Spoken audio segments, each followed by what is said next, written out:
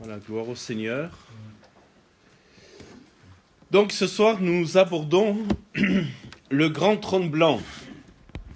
Nous sommes dans une série, on arrive vers la fin. Nous sommes dans une série où nous nous arrêtons sur les différents jugements de Dieu que nous trouvons dans la Bible. Et ce soir, on va aborder donc le grand trône blanc. Ce matin, encore travaillant sur cette étude, pour nous, je me suis dit qu'il valait mieux le faire en 2 fois. Si je devais le faire en une seule fois, ça prendrait beaucoup de temps. Et en même temps, je pense qu'on a une capacité limitée de recevoir trop d'informations, tue l'information. Donc je pense que c'est plus sage de le faire en 2 fois. Il y a des passages dans la parole de Dieu qu'on peut lire, j'allais dire, d'une voix égale, c'est-à-dire qu'on lit, on connaît le texte. Bien sûr, l'Écriture nous interpelle, mais il y a d'autres passages, comme ceux qu'on va étudier ce soir, qui nous arrêtent, qui nous fait parfois poser la Bible et laisser le Seigneur sonder nos cœurs et réfléchir à la lecture que nous venons de faire. Et le texte qu'on va étudier ce soir, le thème qu'on va étudier ce soir, fait partie de ces textes qui nous obligent à nous arrêter un peu et à réfléchir et à méditer sur ce que nous venons de lire. Dans Apocalypse chapitre 20, on va faire la lecture dans quelques instants. On va lire du verset 11 au verset 15. L'apôtre Jean est exilé sur l'île de Patmos. C'est de cette île qu'il a eu cette révélation, le livre de l'Apocalypse, qui veut dire littéralement dévoilement, révélation. C'est comme un voile qui est enlevé, et en enlevant le voile, voilà que ce qui était mystérieux devient plus ou moins clair, car il y a quand même des passages dans l'Apocalypse qui sont encore un peu mystérieux.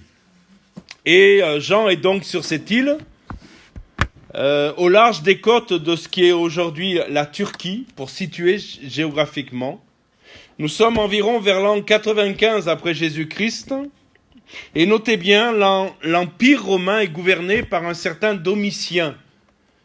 Domitien, un homme qui se fait appeler Seigneur et Dieu. C'est ainsi qu'il veut qu'on l'appelle. Et qui exige d'être adoré. Et pour les chrétiens de l'époque, c'est une pression écrasante. Ils ont le choix soit de brûler de l'encens devant l'effigie de l'empereur, soit de risquer leur vie. Et c'est dans ce contexte d'oppression, de peur et de persécution que Dieu donne à Jean plusieurs visions, mais il donne à Jean la vision de ce qu'on va étudier ce soir, commencer à étudier ce soir. Une vision qui répond à la question que tous les opprimés posent depuis la nuit des temps. Est-ce qu'à un moment donné, la justice de Dieu finira par triompher? Peut-être on s'est posé la question aussi. Face aux injustices, et on en parlera ce soir en partie, face aux injustices que nous voyons, il nous arrive de nous poser la question, mais est-ce qu'à un moment donné, la justice de Dieu va triompher? Et cette vision, celle du trône blanc, répond à cette question. Alors on va lire dans Apocalypse chapitre 20, versets 11 à 15.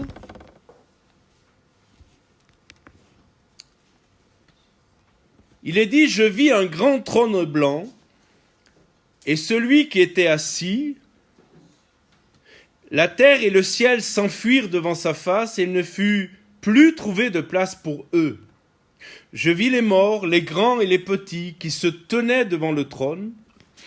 Des livres furent ouverts, et un autre livre fut ouvert, celui qui est le livre de vie. Et les morts furent jugés selon leurs œuvres, d'après ce qui est écrit dans ces livres.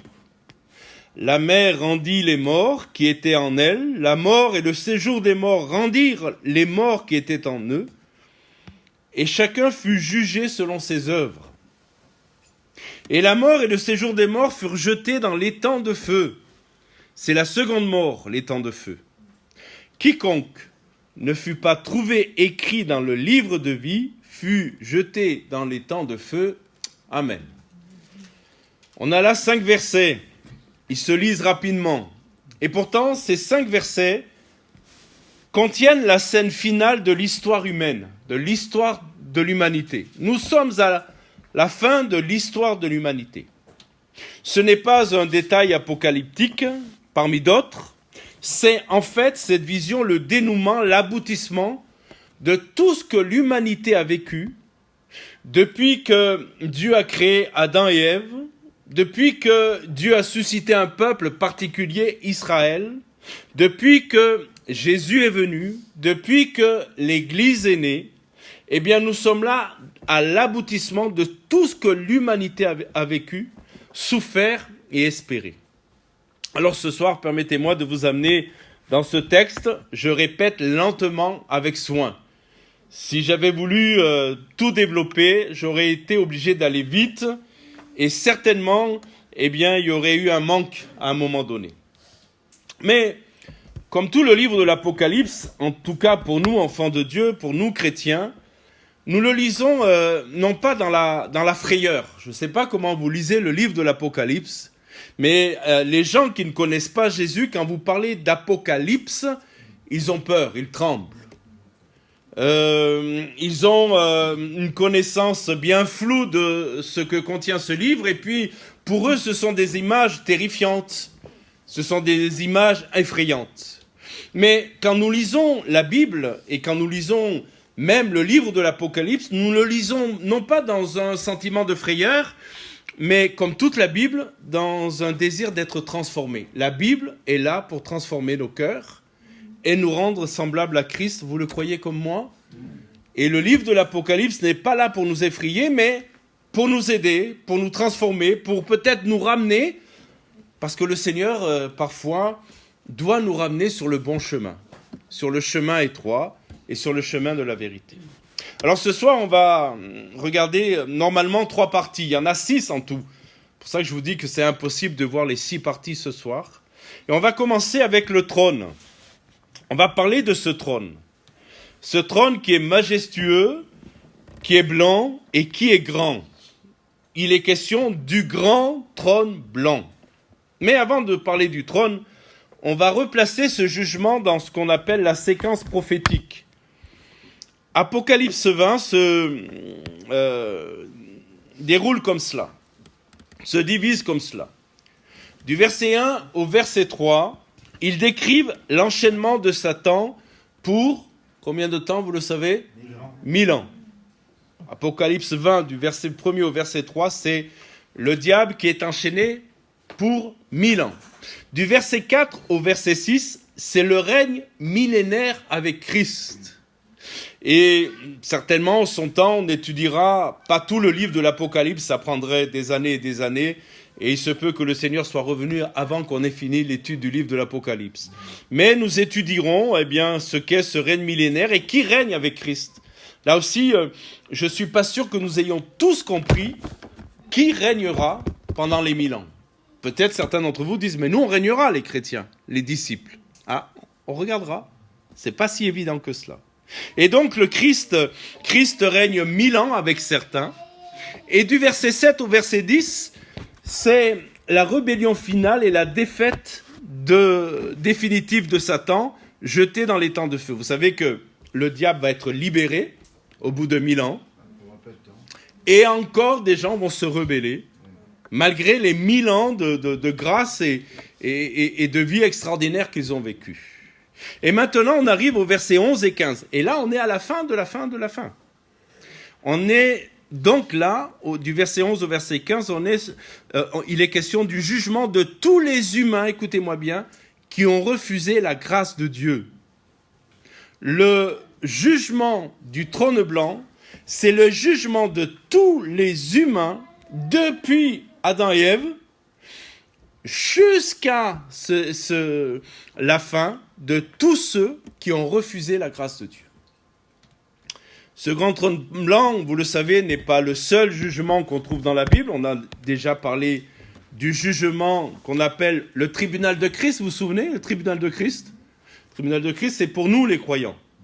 C'est dans 2 Corinthiens 5:10, entre autres, qu'on trouve ce tribunal de Christ. Il ne concerne pas le salut, mais il concerne l'évaluation du service des chrétiens et les récompenses.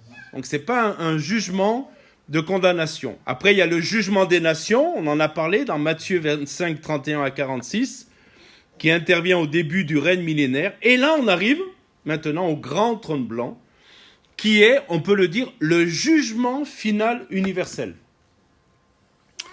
des non-croyants de toutes les époques. De toutes les époques. Alors, on va parler maintenant du grand trône blanc. Je vis, dit Jean, un grand trône blanc. Commençons par ce mot « grand ». Dans l'Antiquité, la grandeur d'un trône n'était pas une question de dimension physique. C'est une déclaration de puissance. Quand l'Apocalypse dit « un grand trône blanc », il ne met pas en évidence l'immensité, la grandeur du trône, mais bien plutôt la déclaration de la puissance de ce trône. Vous savez qu'il y a eu dans l'Ancien Testament des rois qui ont régné sur Israël et qui avaient des trônes. Vous vous souvenez du trône du roi Salomon, par exemple ? On trouve ce trône dans 1 Roi chapitre 10, il est décrit, il a 6 marches, il y a des lions d'or et il est fait en ivoire et ce trône était impressionnant. Vous savez même que, on venait voir le roi, on venait voir Salomon pour admirer sa puissance, son autorité. Et il était quand même impressionnant, ce trône. Il y a aussi le trône de David, qui est là, parle aussi d'une promesse d'un règne éternel. Mais comprenez-moi bien, ces trônes humains, aussi majestueux soient-ils, n'étaient que des ombres. Vous comprenez le mot ombre ? On parle en termes théologiques, on parle de type et d'antitype. Qu'est-ce qu'un type ? C'est une image qu'on trouve dans l'Ancien Testament, et l'antitype, c'est la réalisation de cette image. Par exemple, le type, l'agneau, les agneaux qu'on sacrifiait dans l'Ancien Testament étaient le type de l'antitype. L'antitype, c'est Jésus qui a réalisé le type. Vous me suivez ? On aborde des termes théologiques. Donc, ces trônes-là n'étaient que des ombres, des copies imparfaites d'une réalité céleste. Et le mot grand signifie que l'autorité de ce tribunal est absolue. Et retenez cela. L'autorité de ce tribunal est absolue. Il n'y a pas d'appel possible. Vous savez, sur cette terre, quand quelqu'un est condamné, il peut faire appel. Il peut faire appel à plusieurs tribunaux. Et ça peut même aller, je crois, jusqu'à la Cour européenne. Vous voyez, ça peut aller très loin. Mais concernant le trône blanc, mes amis, il n'y a pas d'appel possible. Quand le jugement tombe, quand le verdict tombe, il n'y a pas d'appel, il n'y a pas de recours. Il n'y a pas, vous savez, comme des fois on le voit ou on l'entend, des vices de procédure. Vous avez entendu parler des vices de procédure ? C'est-à-dire des gens qui sont condamnés, qui seraient condamnables, mais parce qu'à un moment donné, dans l'enquête, ils n'ont pas respecté certaines règles, l'avocat dit, mais il y a un vice de procédure. Donc on peut pas le juger. Et c'est là qu'il faut retenir que ce mot grand nous rappelle que, aucun avocat ne peut se lever pour invoquer un vice de forme, de procédure. Ce tribunal-là sera clair et net. Pas d'appel. Et ce trône représente la souveraineté de Dieu dans toute sa plénitude. Devant cette souveraineté, toute autorité humaine, qu'elle soit politique, judiciaire, militaire, s'effondrera.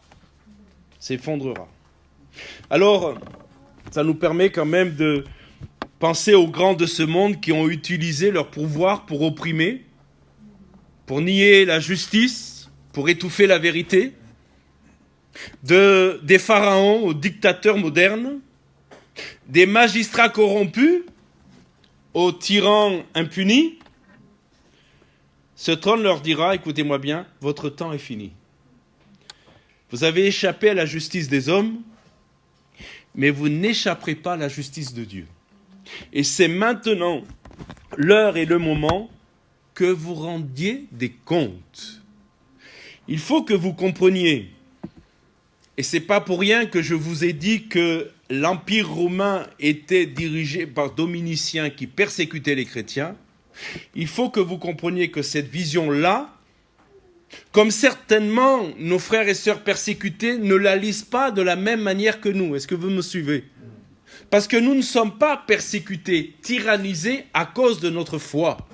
Mais les premiers chrétiens l'étaient. Des chrétiens encore le sont aujourd'hui. Mais quand ils lisent cette vision, ils se disent aujourd'hui, nos tyrans, nos persécuteurs échappent à la justice des hommes. Mais il y a quelque chose qui me rassure, qui me réconforte, c'est qu'ils n'échapperont pas à la justice de Dieu. Vous êtes d'accord? Un trône blanc, maintenant, parlons de sa couleur, de sa blancheur.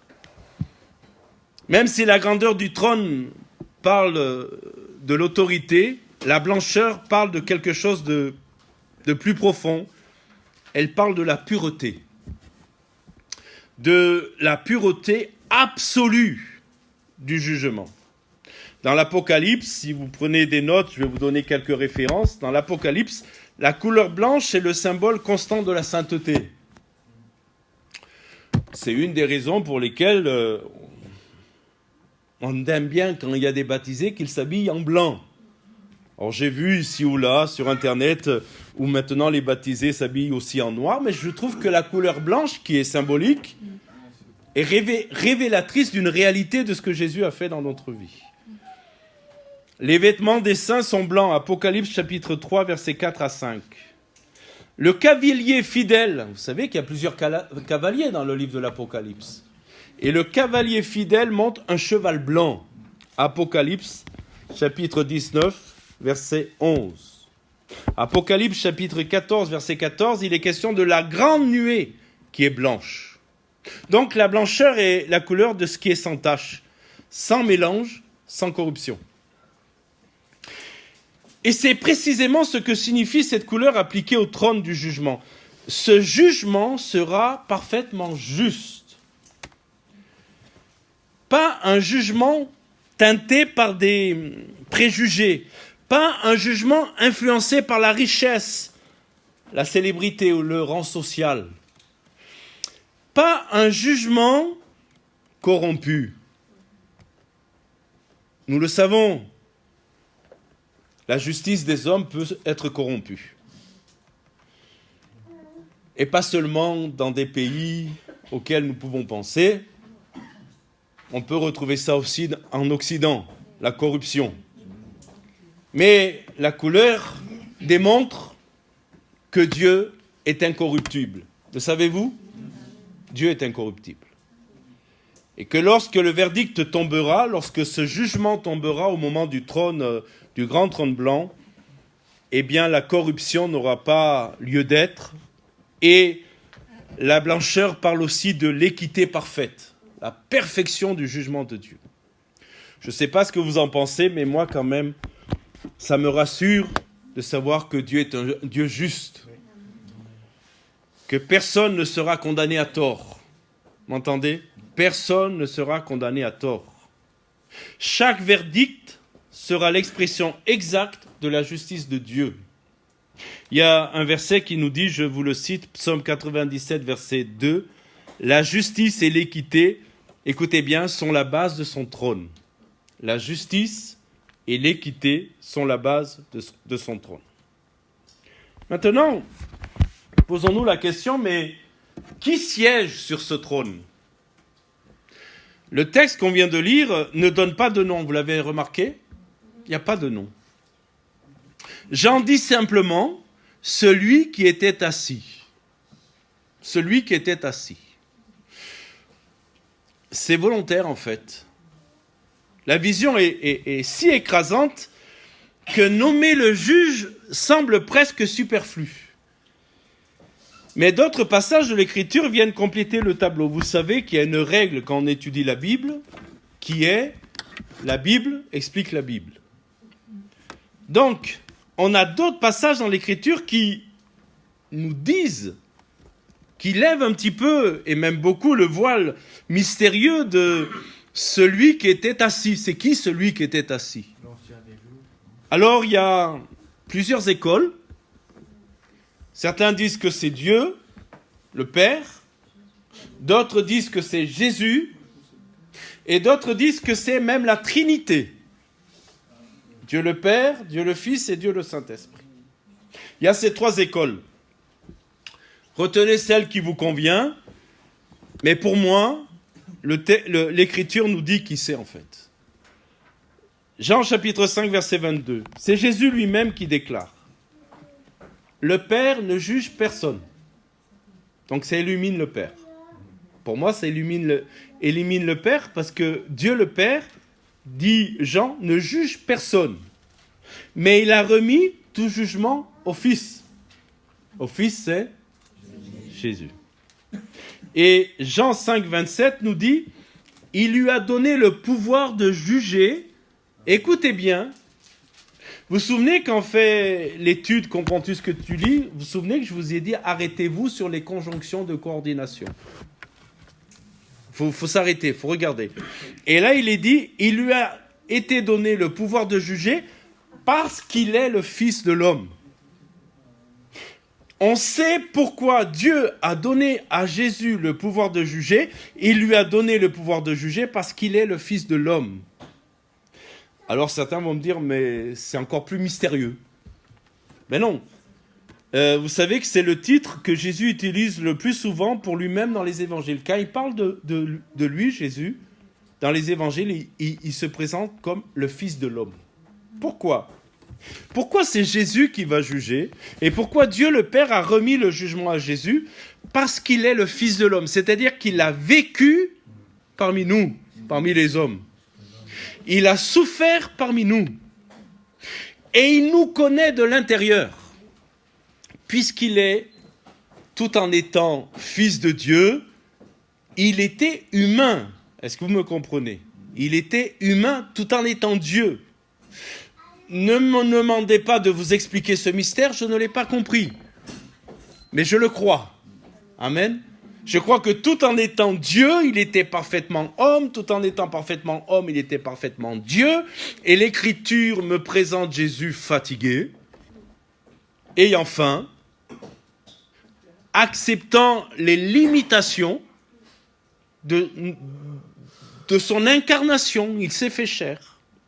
Voilà pourquoi son jugement sera clair et net, parce qu'il nous connaît de l'intérieur. Vous comprenez cette expression? Il nous connaît parfaitement. Il ne nous juge pas depuis sa hauteur inaccessible. Comprenez cette pensée-là.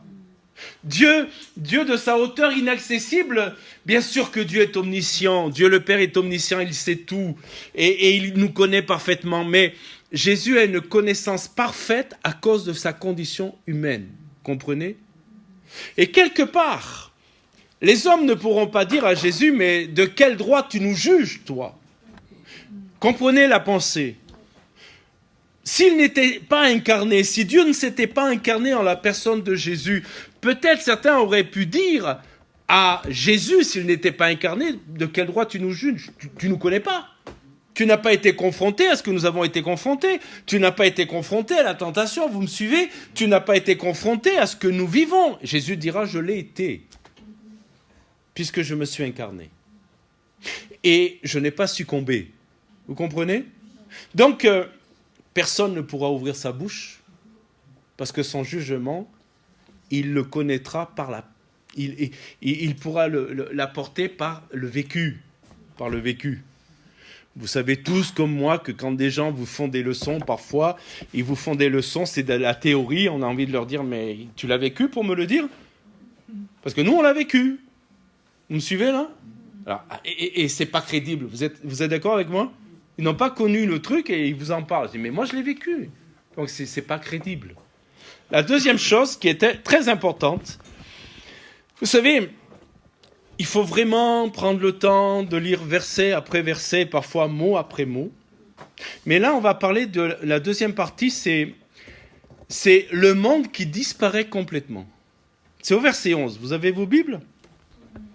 Jean ajoute une phrase qui, moi je pense, dépasse notre entendement. Est-ce qu'il vous arrive de lire la parole de Dieu et de dire, là ça dépasse mon intelligence?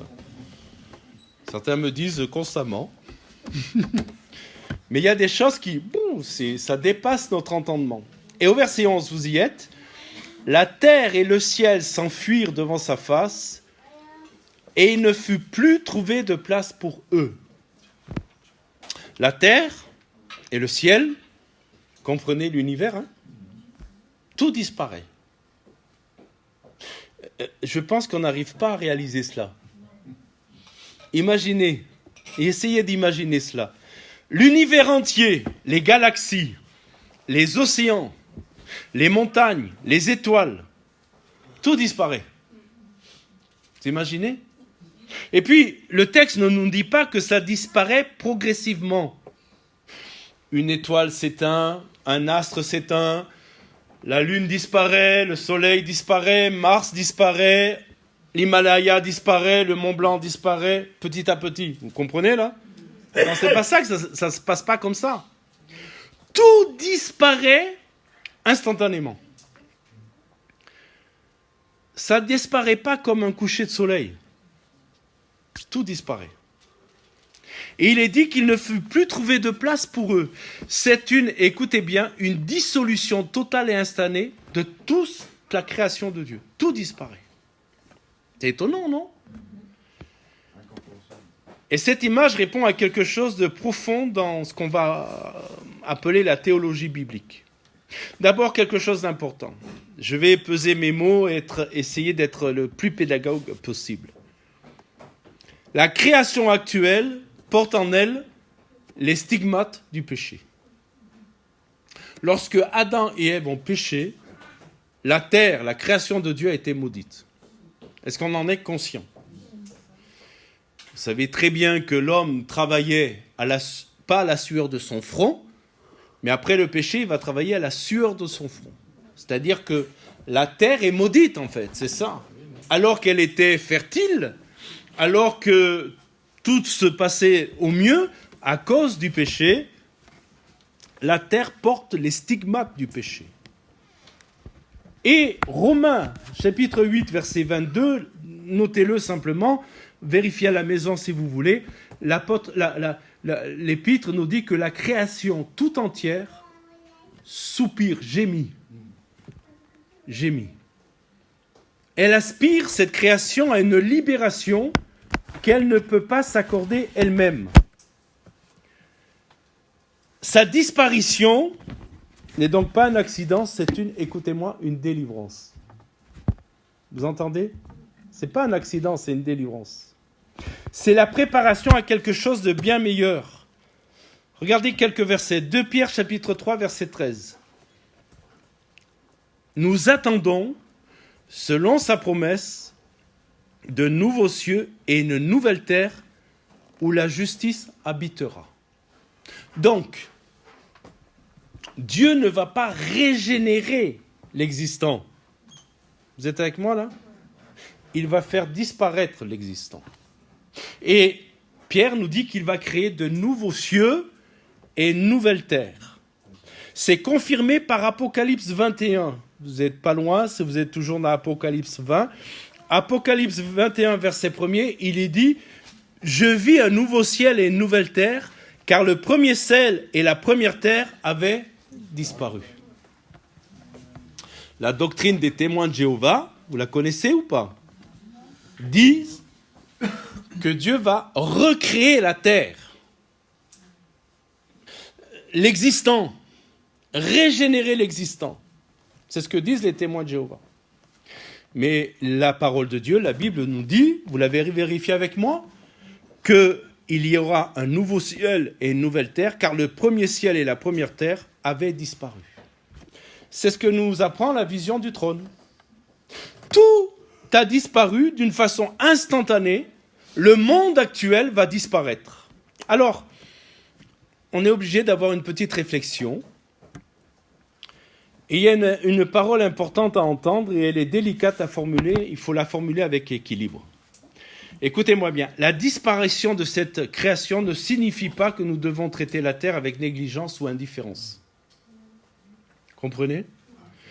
La Bible nous appelle à être de bons intendants de la création que Dieu nous a confiée. Dans Genèse chapitre 2, verset 15, quand Dieu a placé l'homme dans le jardin, il lui a donné 2 missions. Cultiver et garder. Et ce mandat, écoutez-moi bien, d'intendant, c'est toujours valable. Prendre soin de la création de Dieu, c'est toujours valable.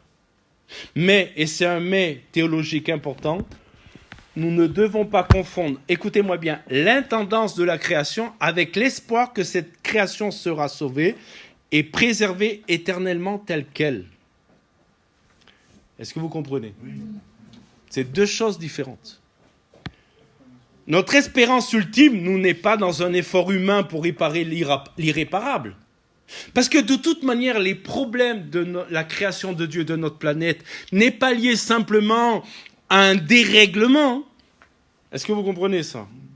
Ça, c'est ce que l'écologisme dit. Mais la réalité, j'y reviens, vous l'avez compris tout à l'heure, mais je le répète, la réalité du dérèglement de la création de Dieu n'est pas liée à un dérèglement de l'homme, mais un dérèglement des cœurs de l'homme. Est-ce que vous comprenez ?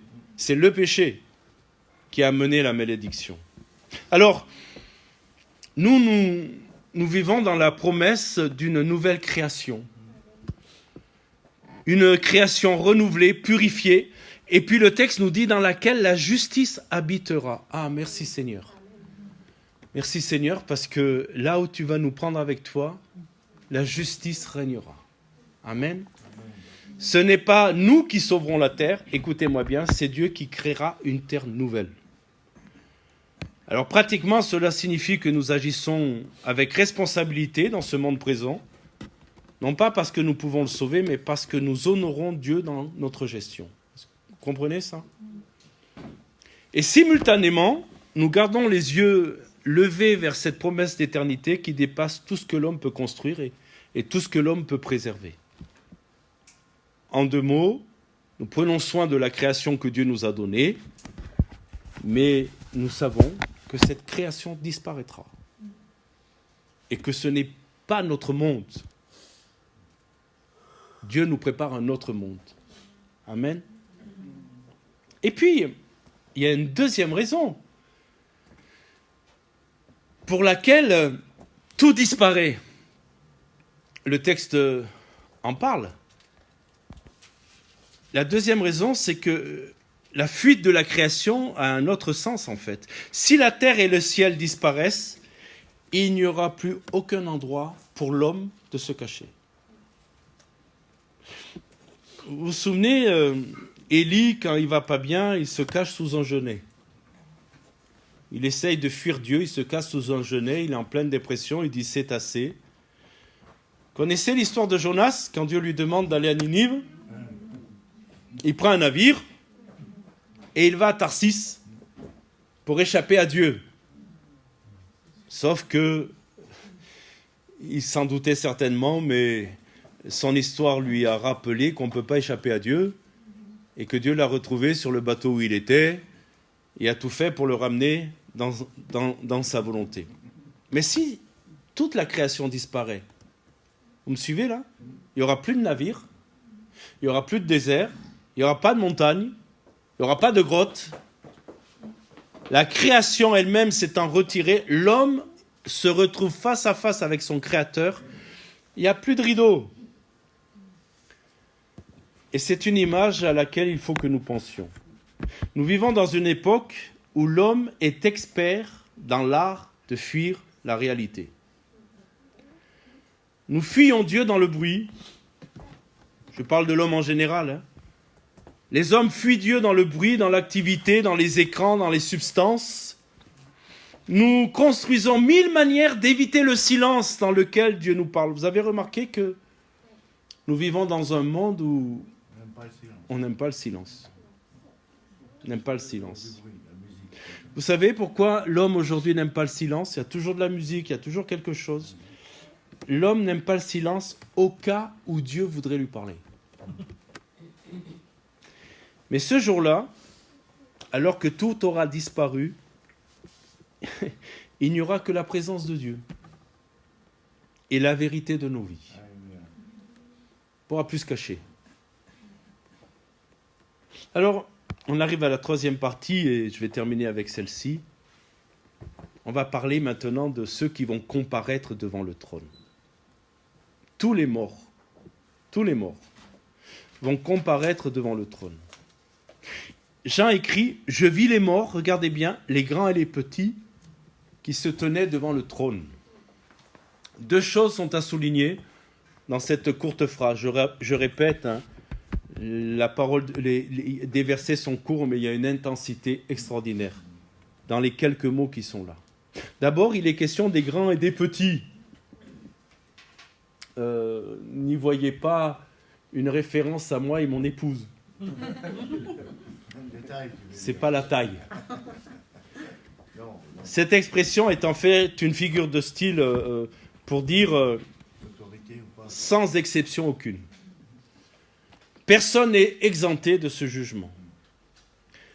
Pas les rois, pas les présidents, pas les empereurs, pas les philosophes, pas les célébrités, pas non plus les pauvres, pas non plus les sans-noms, les oubliés de l'histoire. Tous, sans distinction de rang, de culture, d'époque ou de conditions sociales, tous comparaîtront devant le trône blanc.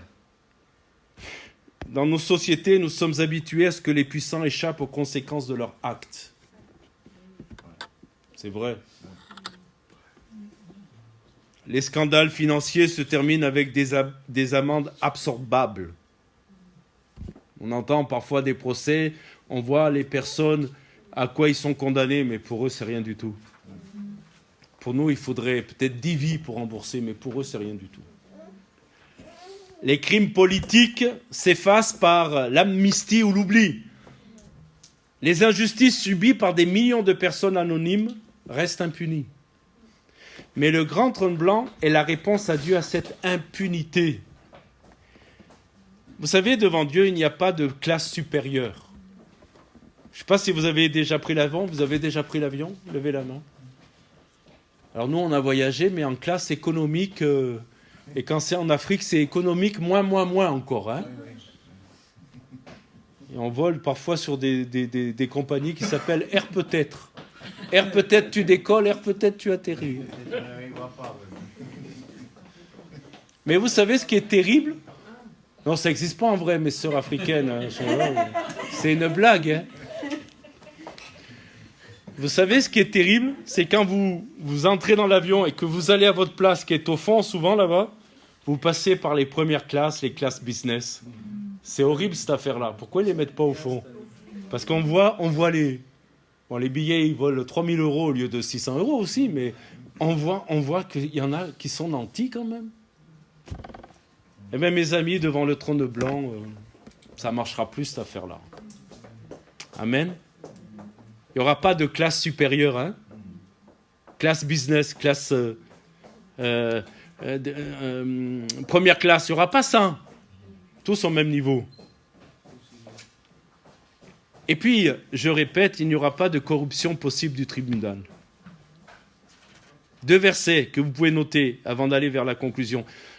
Romains 14, versets 10 et 12 nous dit « Tous nous comparaîtrons tous devant le tribunal de Dieu. Chacun de nous rendra compte à Dieu pour lui-même. » Et puis Hébreux 9, 27, on en parlera à la prochaine fois, mais il est réservé aux hommes de mourir une seule fois, sauf si un jour Jésus vous ressuscite, mais c'est quand même exceptionnel. Mais il est dit qu'il est réservé aux hommes de mourir une seule fois, après quoi vient le jugement. La Bible nous parle d'une résurrection corporelle pour le jugement. Jean dit, la mer rendit les morts qui étaient en elle. La mort et le séjour des morts rendirent les morts qui étaient en eux. Ce verset répond à une interrogation que beaucoup d'êtres humains se posent. Mais que se passe-t-il pour tous ceux dont le corps a disparu? Vous êtes jamais posé cette question? Les noyés, mangés par les requins. J'aimerais vous dire que ceux qui sont mangés par les requins, il ne reste pas grand-chose. Hein? Pour ainsi dire, rien du tout. Ceux qui ont été brûlés, qui sont en cendres, il ne reste pas grand-chose aussi. Puis ceux qui sont dans les tombeaux depuis des années, il ne reste pas grand-chose non plus. Et la réponse est claire et elle est sans ambiguïté. Peu importe l'état ou le lieu du corps, peu importe ce qu'il en reste physiquement, personne n'échappera par ce que je vais appeler, et vous allez comprendre pourquoi je dis ça, par la dissolution physique. La Bible enseigne une résurrection corporelle. Nos corps vont ressusciter. Le corps, ça il faut qu'on le comprenne parce que parfois on ne l'a pas compris, le corps de ceux qui n'ont pas fait la paix avec Dieu vont ressusciter. Dieu est Dieu, oui ou non? Celui qui de rien a tout créé. Pensez-vous qu'il est empêché de ressusciter les corps même s'ils ont disparu?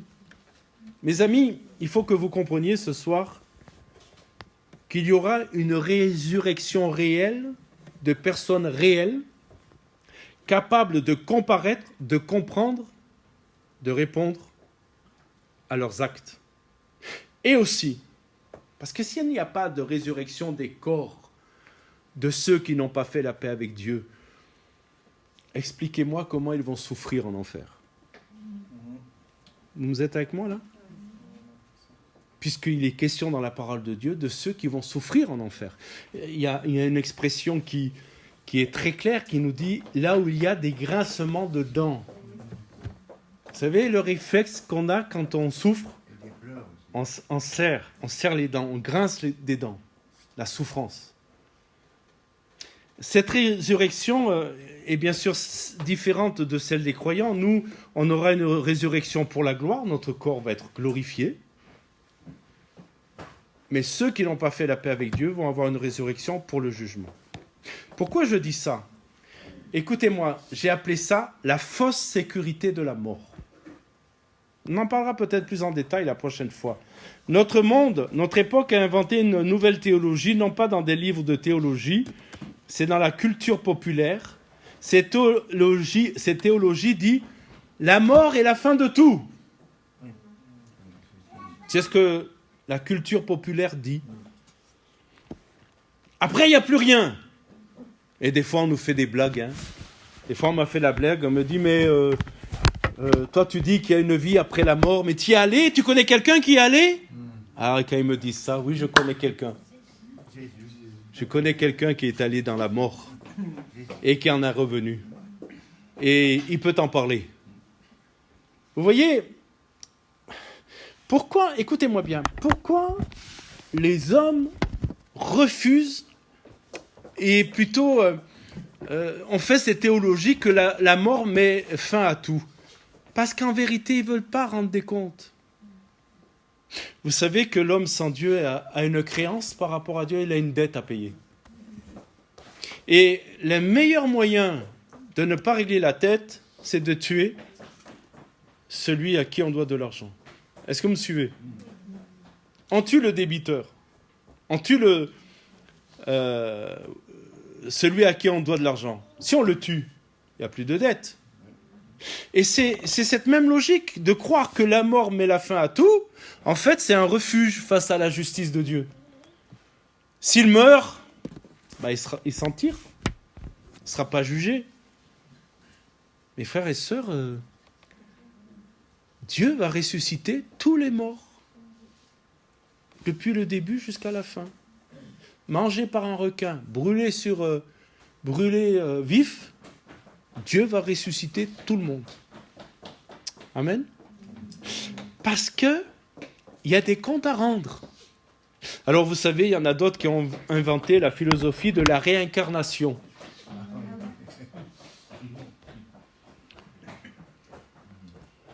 Moi, quand on m'a parlé de ça, je dis, je ne sais pas ce que j'étais avant. Hein. De force, je ne connaissais pas le Seigneur Jésus. Hein. On m'a parlé de la réincarnation, je dis, j'étais quoi avant? Et puis, il y a l'idée, vous savez, en fonction du bien ou du mal que vous faites, vous êtes réincarné. Passer de la mouche à je ne sais pas trop quoi. Mais là, c'est toujours la même pensée. Hein. Fuir la réalité de rendre des comptes à Dieu. Toutes ces visions ont une chose en commun, elles nient la réalité du jugement qui vient. Mais la parole de Dieu est claire. Écoutez-moi bien, la mort n'est pas une fin.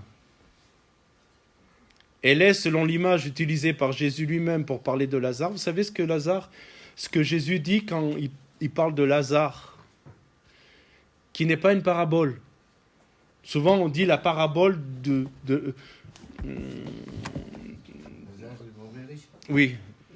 mauvais riche, du Lazare et de mauvais riche. On dit une parabole.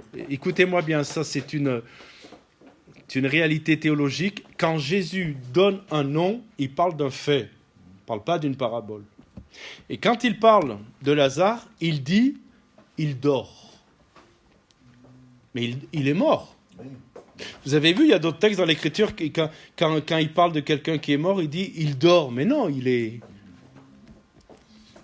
mort. Mais pourquoi il dit « il dort » ? Parce que la mort, c'est comme un sommeil qui sera suivi d'un réveil.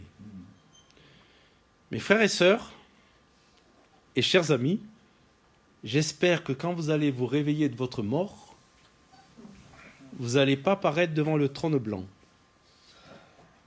Vous me suivez là ? Si vous êtes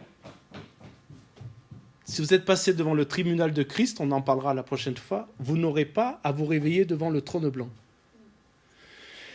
Mais je crois quand même qu'il va y avoir des réveils difficiles. Et je dis ce soir avec solennité et amour, je dis ce soir qu'il faut vraiment qu'on sache où on en est avec Dieu.